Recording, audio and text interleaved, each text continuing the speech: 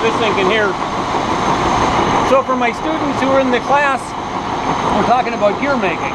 Okay. So we're talking about a hob, we're talking about a gear shaper, but there's no video online that really gives you a good feel how they operate. There's some that don't have a part in them that shows the hob spinning, but you don't see that. So the hob is the gold colored piece in the bottom. With a cutter. It's a cutter that just looks like a worm gear. Yeah. It's cutting against the side of the part. Right. And the students will have to watch close because it's moved really slow. In one cut, it cuts the full depth. Right. But it's slowly advancing. It's slowly moving from right to left of the camera, making a cut. Right. So you think about this, John, as they look at it. Now, if we're cutting a whole gear, you have maybe a little better feel. They can see how it's starting to make the cut onto that next sprocket here as it goes. Yeah. That one is bigger. Okay. So let's go and take a look at the next one that's running.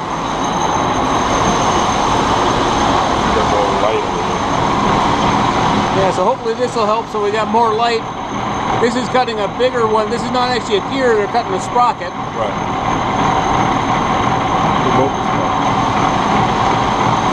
I ran out the gears the other day.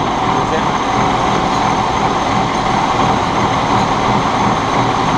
Well, leave it pointing here till they finish that next one. They can see where it's starting. And we'll get you to just point out where the speed and the bead and the change gears are. Maybe I know it's not running. Okay.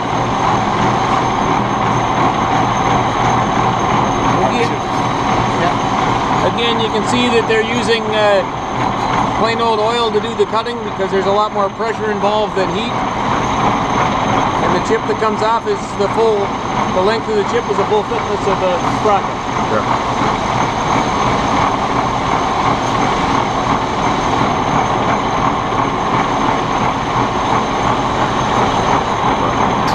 That one's regen. Oh, you want to? Yeah, so go ahead, grab one. So we start with a part that looks like that. It's been turned.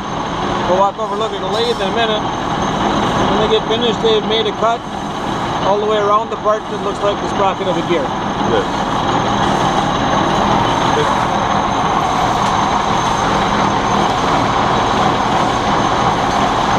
So in class, I do a lot of waving of my hands, and this is how the gear moves relative to that. Right. But hopefully seeing a machine move gives them a better feel for. Yeah. While you're doing a broke. But you can come last week. I got a big gear on there. Huh? So is anybody doing broaching today? Oh, he was there, yeah. Okay, you're done with them now? Yeah. You doing any grinding? What is he up to? He's homing. Okay. I'll walk over and watch that too. Okay. So you want to walk me through, John? So what you want? Again, folks, I got to give you a warning. I don't know exactly how wide the screen is, but this is a slightly larger hob. So in this hob, the part fits on the spindle. Yeah. So the part would mount here, it would rotate. You can see where, at least at one point, the cutter went too far and cut into the end of the tool. This is what the hob cutter looks like when it is not spinning. Yeah. Again, just looks like a corn cob. The oil comes out through a tube here. So John, can you walk us through, do you know how you control the speed, how fast the hob is turning? Yeah. Can you show us that? The speed is, the gears are in here. Okay. You have two sets of gears. You have a differential gear and a change gear. Okay. You go to the differential gear for most of the speed. And then you control the speed right here too. You can make it go faster if you want. Okay. It's not going fast enough for you. So that's the speed and the feed gear. Right. Some of the feed gears over here. Okay. This is change gear. This is also for the teeth, for the actual teeth for the gears. The number of teeth they get. Yeah. Okay. So this is the number of teeth on top. Yeah. So this is what I refer to as the change gears. Yeah. You can see on the side here is an instruction that says for the number of teeth that you're cutting and the number of teeth, whether it's a single start or a double start hob, which gears need to be used. And then John changes out the gears, so the two ratios you see here are going to be this ratio and this ratio. Right.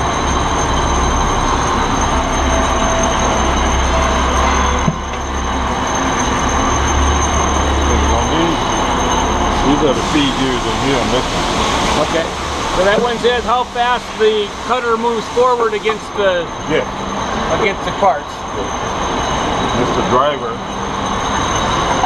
This is the driver. This one is on the main speed.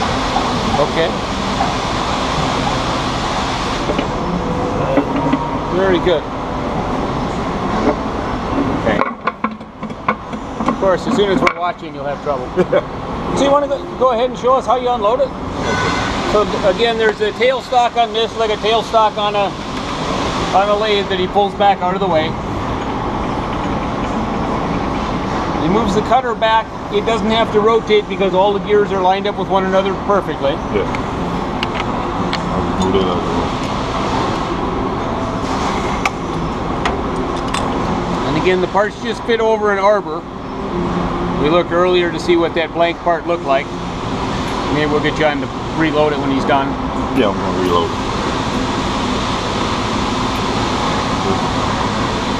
Now if we look closely at the parts as they come off the machine, they've got burrs on them. Can you point those out, John? I just don't have enough hands. Right. So you see the burrs on the edges of the parts? Those have to be removed by hand. In some cases the parts get heat treated first, and then they're more brittle, so they're easier to break off. And in other cases, they'll have to be removed before they get hard because they're so big that they won't be able to break them off after they're hard. Right. One of these they'll break off out there hard. Okay. We'll put it in there. And make sure there's no chips on there. Okay. Does it matter what orientation you put the parts on, John? Yes. Because this side sits on the drum. So that side absolutely can't have any burrs on it. Cannot have any burrs on this side. Okay. So I hope that makes sense to the students. The burrs are going to be the burrs are going to be on the side that the cutter cuts toward. Yes.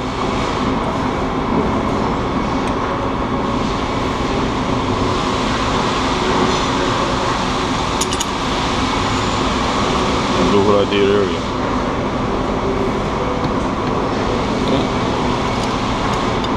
The slip will help you get. Okay.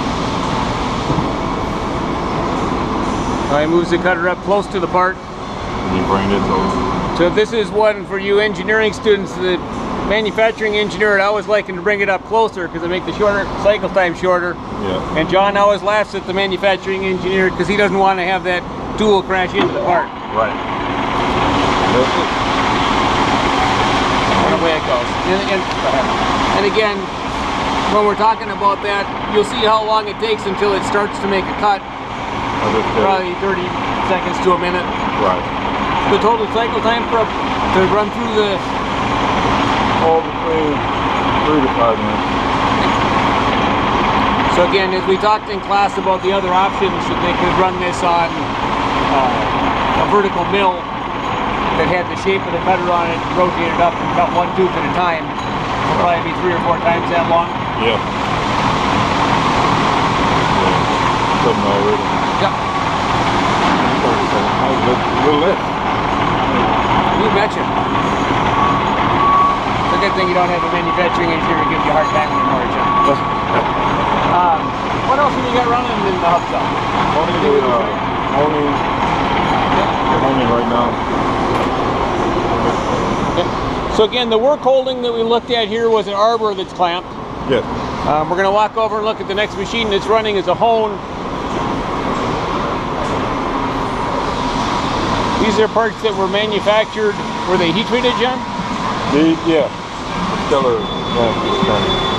So they were assembled. They were actually brazed. So the parts were distorted when they brazed them. And so John is just going to run them on this machine. It's called a hone. It runs very much like a grinder. It just has a set of stones on the inside of the part. Wow. Did I get this out of there? Yeah, Okay. Wrong one. So he grabbed the finished part to show us how quick he was. So again, the parts are just slightly distorted, and all he's doing is he's truing up, where he's taking kind of a fine grind operation on the inside diameter of that part over the rotary stone. You see, again, from a work holding standpoint, the part's in that little fixture he's got in his hands. He'll show it to us when he's done.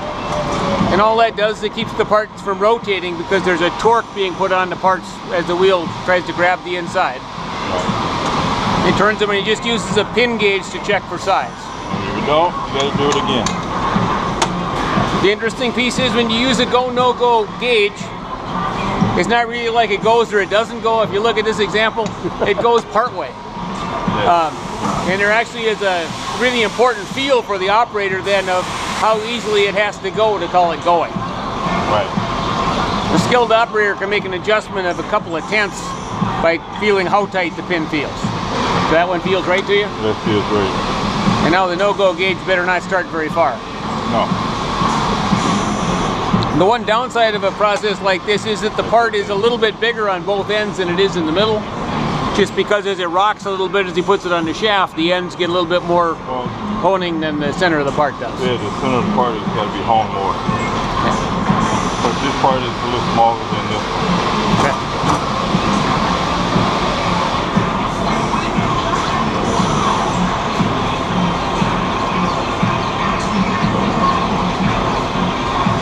So that's a honing operation, and in this case it's completely manual. John decides when to quit with the honing based on how tight it feels on the stone. Right. Because he has a feel for how tight it feels on the stone compared to how tight it has to feel on the pin. Very good. So we're going to walk around a little bit and look at work holding in other stations. We'll be back and bother you later, John. All right. Thank you.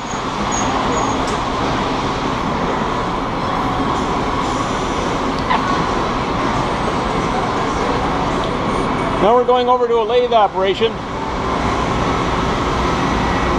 Hi guys. Hi Sean, how are you doing today? Good. Good. Good. You mind if I point my picture in here? Are you running in here? Yeah. I'll leave it running. Okay. We'll open it until I get squirted with water and then we'll quit. So this is a CNC machining operation. I'm teaching a manufacturing course, Sean. Okay. You can see the tool just changed. This is a bar feeder, so there's a collet that lets the part out. It clamps up and now the part spins, and you'll see he'll start with a OD roughing tool that'll cut the end to length and rough the outside diameter.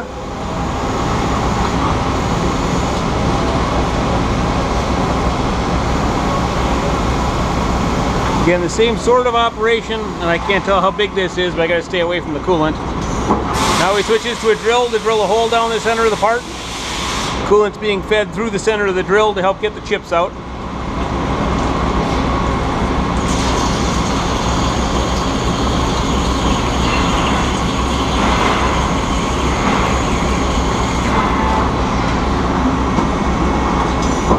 Now he switches to a boring bar to put a radius on the end and to cut the inside diameter to size.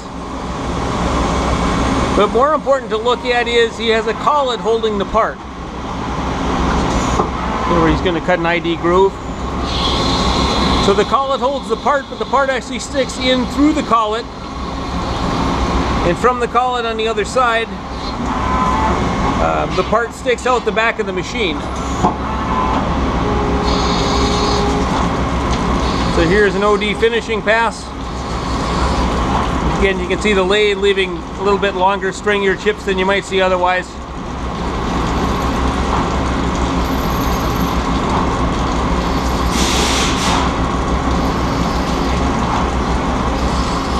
It's actually threading the inside diameter of the part in this pass. So now I believe he's going to cut it off. So he's just going to cut a groove all the way until it falls off. He's got a finished part laying there. We'll get back and look at the finished part as it falls into the bin in a few moments. I didn't realize we were recording voice also. Well, and I have no idea whether they'll be able to hear because of background noise. Yeah. But in this machine, there's a 12-foot bar of steel in this bar feeder.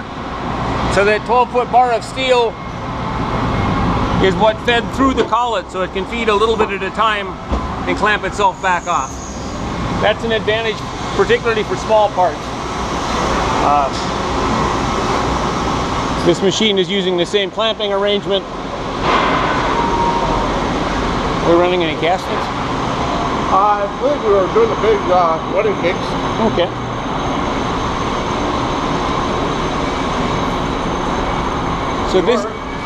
So this is a cell full of lathes as well, but instead of having bar feeders that feed the bars in, they're starting with casting. So these are cast iron parts. This would be 65, 45, 12. There's a line shoe. This one would be 80, 55, 06.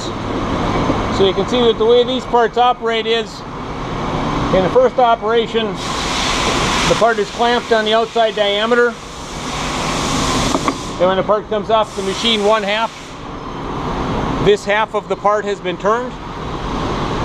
Then the part locates on the bearing bore that was created, clamps up, and in this case, the jaws clamp for the inside diameter, and they do this end of the part. So the problem with the chucker is that the operator has to manually load this side, take a part out and manually load this side. It takes a little time, but more than that, it means that every time the operator is doing something else, the machine stops in cycle and waits for the operator to come back.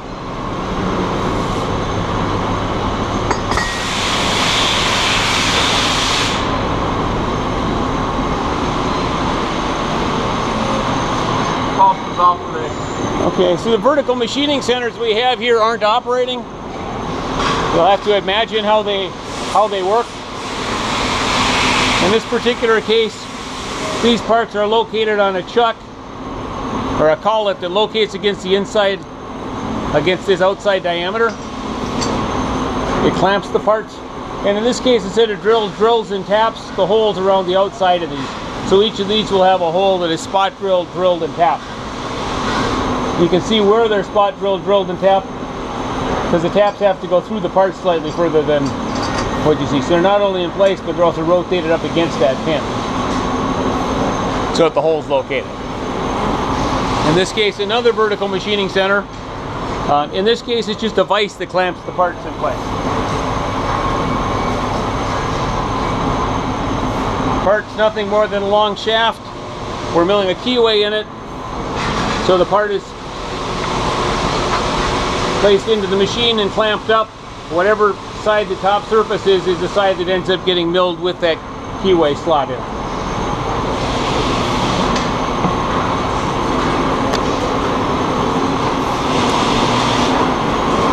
Again, I'm not sure how useful this is to you students, but I'm hoping to give you at least a little feel for how a factory operates.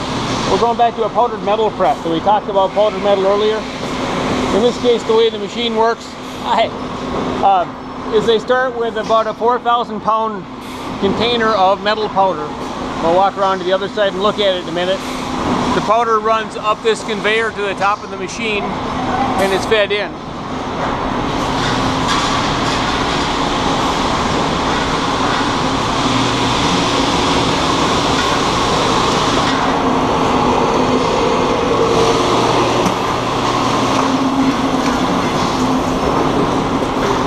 How's it going?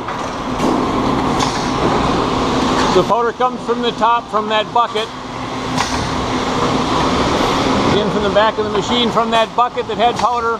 It runs down the hose into the feed chute. Hopefully you remember seeing a feed chute, at least in the earlier video that I showed you. So when it goes forward, it fills the cavity with powder and pushes the other part out of the way. So we'll rock around to the front of the press. And you'll see that as the press comes down, it presses and gives you a finished part that looks like this. Now the